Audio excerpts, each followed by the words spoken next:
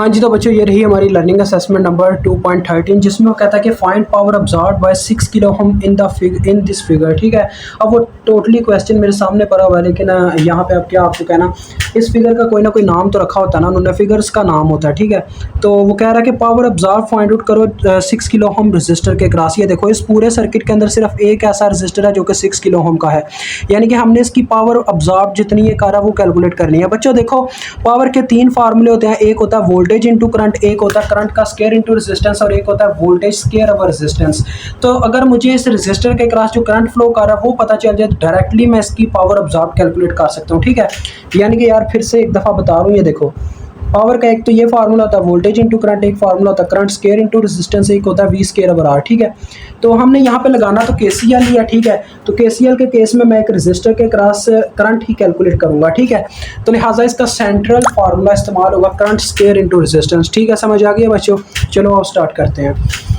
अब यहाँ पे सबसे पहले आपने देखना है कि ये सारे आपस में क्या लगे हुए हैं, सारे आपस में पैरेलल में लगे हुए हैं। किस तरह से, ये देखो 12 किलो ओम पैरेलल में दो चीज़ें उस वक्त होती हैं जब उनका अपर और लोअर टर्मिनल सेम हो। देखो 12 किलो ओम और 4 मिली एम्पेयर के दरमियान ये यहाँ पे इनका अपर टर्मिनल कॉमन हो रहा है और लोअर टर्मिनल यहाँ पे कॉमन हो रहा है। और 6 किलो ओम का भी टर्मिनल चेक किया जाए तो 6 किलो ओम का जो टर्मिनल है वो इसके साथ यहाँ पे लोअर साइड पे भी कनेक्टेड है और अपर साइड पे भी कनेक्टेड है। इसी तरह से 4 किलो ओम का भी यही चक्कर है कि ये 6 किलो ओम के पैरेलल में है, क्योंकि इनका अपर और लोअर टर्मिनल कॉमन हो रहा है, और ये 6 मिली एम्पेयर का अपर और लोअर टर्मिनल यहाँ पे कॉमन हो रहा है। मतलब कि शॉर्टली अगर कहा जाए तो हर एक चीज़ एक दूसरे के पैरेलल में लगी हुई है। ठीक है, तो इस सर्किट को थोड़ा छोटा करने के लिए हम पता क्या करेंगे, पहले तो टोटल करंट निकालेंगे।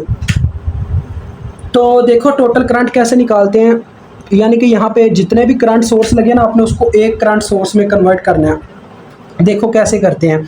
अब बच्चों जो आप करंट सोर्स मतलब कि अपने नेक्स्ट इक्विवेलेंट सर्किट में रखना चाहते हो ना, जिस मतलब कि एंगल में उसकी डायरेक्शन रखना चाहते हो उसके अकॉर्डिंग आपने इनको ना माइनस प्लस का साइन देना। मैं आपको बताता हूँ, मैं चाहता हूँ क्योंकि हम हमेशा इसी डायरेक्शन में करंट की डायरेक्शन रखते हैं, अपवर्ड। आपको पता है ना हमारी डायरेक्शन करंट की हमेशा ऊपर की तरफ होती है, जो हम केसीएल यानी कि करंट डिवीजन रूल के लिए सर्किट इस्तेमाल करते हैं।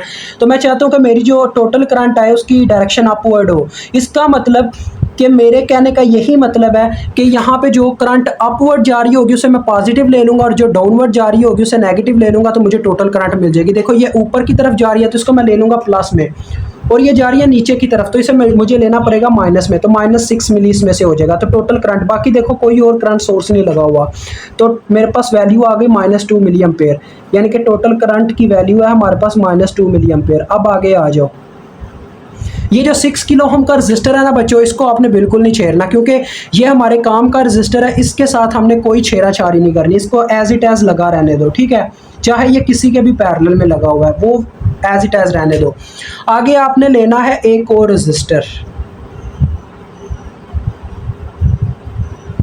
पता है होना क्या था, इसके आगे बाकी जो दो रजिस्टर रह गए थे वो एज इट एज इसके बिल्कुल सामने लग जाने थे, 4 किलो ओम का भी और 12 किलो ओम का भी। लेकिन देखो अगर मैं फॉर एग्जांपल यहाँ पे 4 किलो ओम का रजिस्टर लगाता और ऐसे ही इसकी वायर निकाल के 12 किलो ओम का भी रजिस्टर लगाता, उनके दरमियान अपर और लोअर टर्मिनल कॉमन हो जाना था, वो दोनों पैरेलल में होने थे। तो ऑलरेडी जब वो आपस में पैरेलल में है तो मैं क्या चाहता हूँ, मैं चाहता हूँ कि मुझे 6 किलो ओम रजिस्टर में से जो करंट फ्लो कर रहा है मुझे उसकी वैल्यू मिल जाए।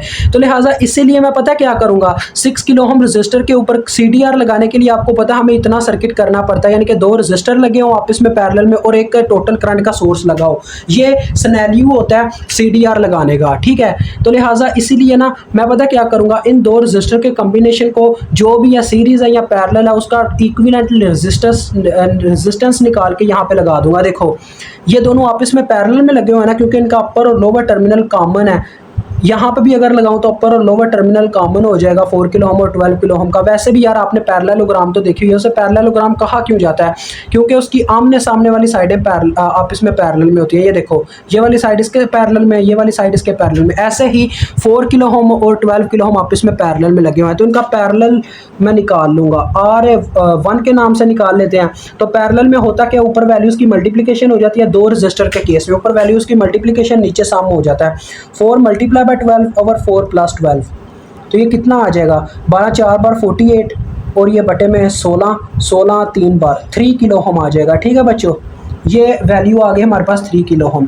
अब मैं चाहता हूँ मुझे पावर इसकी निकालनी है 6 किलो ओम रजिस्टर की, इसी वजह से मुझे इसके क्रॉस जो करंट फ्लो कर रहा है उसकी वैल्यू चाहिए। मैं फ़र्ज़ कर लेता हूँ इसमें जो करंट फ्लो कर रहा है उसकी डायरेक्शन आपको पता है, अकॉर्डिंग टू CDR के सिनेरियो के मुताबिक, करंट डिवीजन रूल के अकॉर्डिंग करंट हमेशा डाउनवर्ड ही जा रहा होता है। क्योंकि देखो होगा क्या, ये करंट इस तरह से आएगा, ये एक नोड है, क्योंकि नोड वो पॉइंट होता है जहाँ पे एक से ज़्यादा चीज़ों के आके वायर अटैच हो। तो यहाँ पे क्या होगा जी, देखो यहाँ पे जब करंट पहुंचेगी तो दो हिस्सों में उसे तकसीम होना पड़ेगा, कुछ करंट इधर जाएगा कुछ आगे की तरफ जाएगा। तो जो मैं फ़र्ज़ कर लेता हूँ जो करंट इसमें जा रहा है उसका नाम I1 है, यानी मुझे उसकी वैल्यू नहीं पता, मैंने उसे एक अननोन वैल्यू करार दे दिया, मतलब कि जिसे मैंने मालूम करना है। तो चलो I1 कैलकुलेट करते हैं, CDR लगाते हैं I1 कैलकुलेट करने के लिए। करंट डिवीजन रूल कहता है बच्चों, आपने लिखना है by applying current division rule, या लिख दो यूजिंग करंट डिवीजन रूल, ठीक है। तो I1 की वैल्यू कैलकुलेट करने लगा हूँ। करंट डिवीजन रूल का कहना था जिस रजिस्टर के क्रॉस अपनी करंट कैलकुलेट करना चाहते हैं ना उसके पैरेलल ब्रांच की रेजिस्टेंस ऊपर रखो। अब 6 किलो ओम के पैरेलल में क्या लगा हुआ है, 3 किलो ओम, यानी कि इन दोनों का पैरेलल कॉम्बिनेशन। तो 3 किलो ओम रजिस्टर ऊपर आ जाएगा, बटे में आ जाएगी टोटल रेजिस्टेंस, यानी कि उसके अपने ब्रांच की रेजिस्टेंस प्लस पैरेलल ब्रांच की resistance, multiply by supplied current, जो उसे सप्लाई के तौर पे करंट मिली, यानी कि जो करंट उनमें आके डिवाइड हुई उसके साथ मल्टीप्लाई दे देना। तो देखो इनको सप्लाई के तौर पे कौन सी करंट मिल रही है, IT, तो लिहाजा इसके साथ मल्टीप्लाई करवा देंगे, जो जिसकी वैल्यू है -2 मिली। मैं चाहता तो यहाँ पे IT लिख देता, लेकिन मैं डायरेक्ट वैल्यू ही लिख रहा हूँ, ठीक है बच्चों।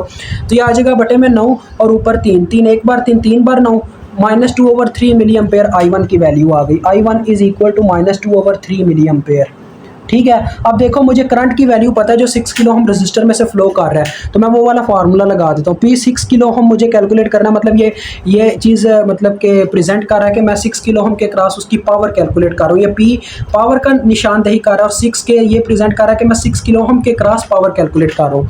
तो फार्मूला लगेगा I1 स्क्वायर R, ठीक है। वैल्यूज पुट कर दो, I1 का स्क्वायर मतलब कि -2/3 मिली का स्क्वायर। तो देखो -2/3 मिली होल का स्केयर और बाहर R की वैल्यू जो कि अपने पास 6K है। तो देखो ये आ जाएगा मिली का स्केयर, 1 किलो मिली, जो मिली का स्केयर है ना मतलब 2 मिली हो जाएंगे। 1 किलो जो है 1 मिली को खा जाएगा, पीछे 1 मिली तो रह जाएगा, ठीक है। और अपने पास 2/3 है, माइनस का स्केयर प्लस हो जाएगा और 2/3 का क्या बनता है जी, 2/3 इज इक्वल टू 0.6, इसका स्केयर ले लें तो 0.44, इसको 6 से मल्टीप्लाई दे दे तो ये आ रहा है बच्चों 2.67 मिली वाट। तो ये आपका जवाब आ गया, मुझे उम्मीद है आपको समझ आ गई हो।